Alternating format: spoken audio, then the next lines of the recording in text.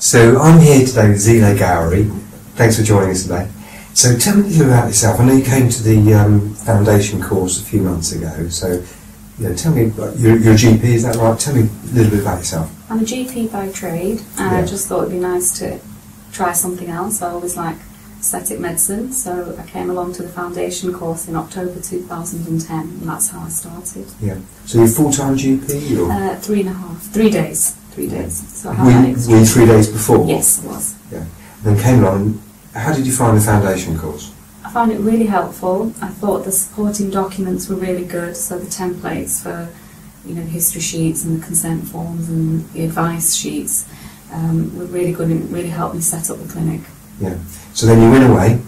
Well, actually, before I went away, on the foundation course, I met another delegate who I'd never seen before, and we just exchanged numbers at lunch because we were both from the same area.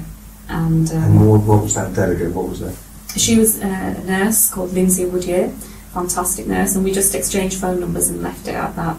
And a couple of months later she rang me and she said, "Do you remember we did that course? How keen are you to get started?" I said, "I'm keen." So we met up and we took it from there, and we really got on, and then we started the clinic. So did you, in the first 2 months, did you do any treatments after that? No, I was doing it on my own then. I started to just get the paperwork in order, register a company, all that kind of stuff.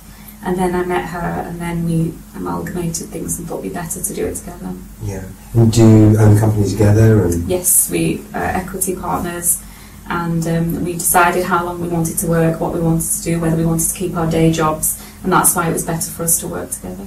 Okay. And what's your company called? It's called Body Aesthetics. Yeah. And you've got a website and everything? We've got a website. So what were the main difficulties or advice you'd give to people who are thinking of... So where have we got to now? So now you're working... We do a couple of sessions each, so we both do 4 sessions each in the clinic, and we both keep our day jobs for now, and that's how we like it, but it may change in the future. Yeah. And you said, because we're at an advanced course today, so you were saying that really you don't want any more, or you couldn't cope with any more? I couldn't cope with any more. I'm a partner in my general practice. I've got 3 young children under 7, and doing this, it's enough to have a good balance in my life. So you've got to where you want to get to? I'm happy at the moment where I want to be. I don't want to grow any more right now. And where do you base your practice?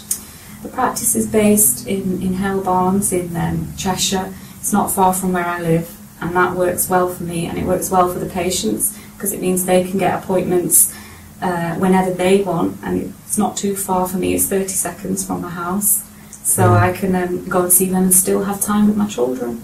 And what's the setup? What's the clinic like? In terms of, well, it's above a pharmacy, so that helps promote it, because they promote our leaflets and they get a lot of footfall. Yeah. And it's 1 treatment room at the moment, but that's all we need. Yeah.